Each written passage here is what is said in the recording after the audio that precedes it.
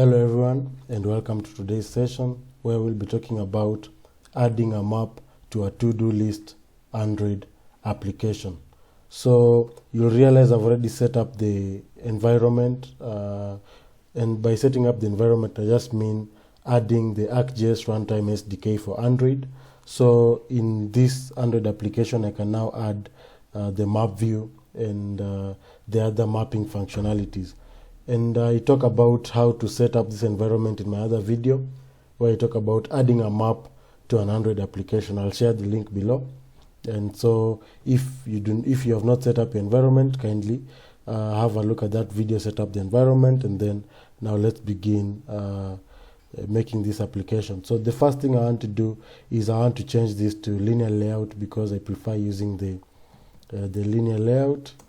And the reason why I prefer using the linear layout is because I can arrange my things way easily. So I'll just inside my linear layout I also have two other linear layouts, and I'll show you the reason why I'm using this. You'll just see that in a few. So now I have these two linear layouts. The first thing I want to do is give them an orientation. So what the orientation does is it basically arranges them vertically or horizontally. So I want to have them arranged vertically, and then I also want to give them a weight. So what the weight does, is it actually determines their sizes, right? So let's say now for this one I can say give it that weight, or rather give it that weight, and then for this other one I can give it maybe that much. So you can see how I'm dividing them here. This is my top linear layout, this is my bottom linear layout, all right? And I can just reduce this to 9 and 1 so that because on the top one I want to add the edit text and the button, all right? So for this one here, this linear layout, I want to add the edit text, all right? And then I also want to add the button, all right? So the button is where I will add the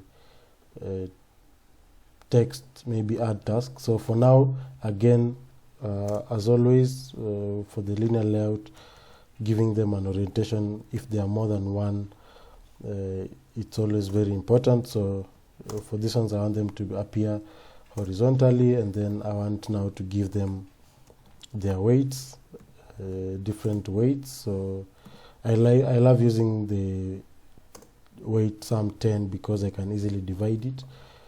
And then so let's say layout weight is for instance we can take of 2 again here, and then for our button we can give it maybe that weight, all right? So you can now see what's happening, all right? You can see how it is getting arranged there. So Android, let's now add some text to it. So let's add text, and then maybe say add task, all right?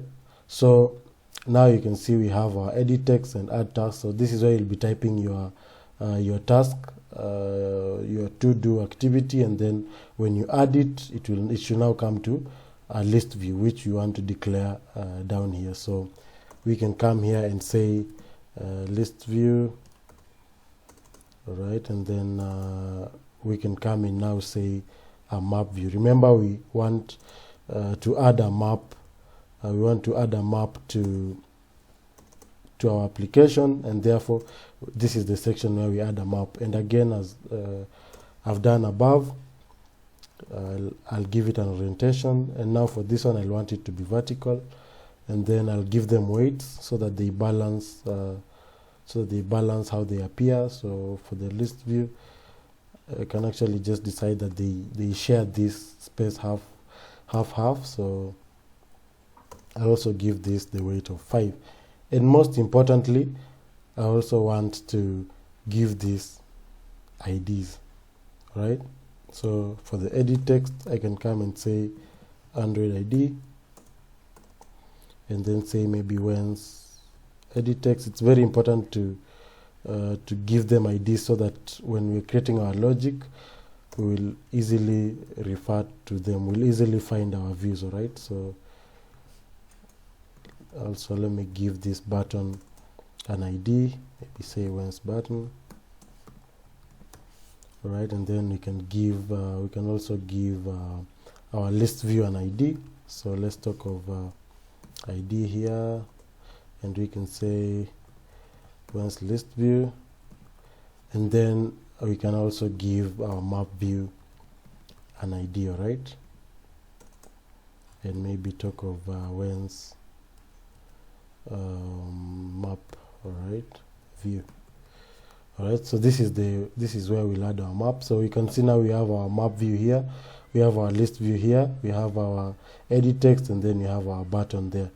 So we can now go now to our main activity, where now we want to add most of these functionalities. So the first thing we want to declare is the edit text. So you can just come and say private edit text, and then say maybe once edit text.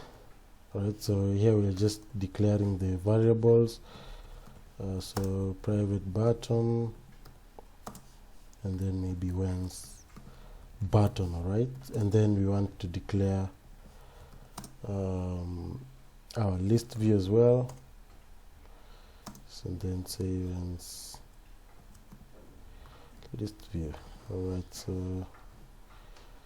I don't know why we have an error here. Let's just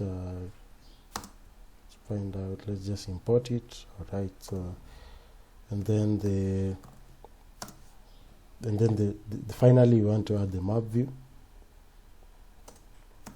All right, so you can say Wens map view. So most of these things import automatically, but as you can see, for the button which is not imported, I've just clicked here, clicked on the control and space, and then I'm given the options that I'd like to, the auto suggestions, and then I can double click to now import it automatically. So if it does not import automatically, you just do that. All right, so in my class now, I want to actually now find these views. So the first thing I'll do is for instance, the edit text, I can now say find this view by ID, and the ID that I declared on the other end is Wens edit text. All right, so now we've declared our edit text. We can go to the button, so the Wens button, we can say find it by the ID which we declared, which was as well Wens button. All right, and then we can have the list view now, which we can also find by ID, and this list view was also Wens list view. Right, so that's how we declared it on the other end, and then finally we can have the map view, and then we find this view by ID, and our ID on the other end is Wens map view. All right, so now we have declared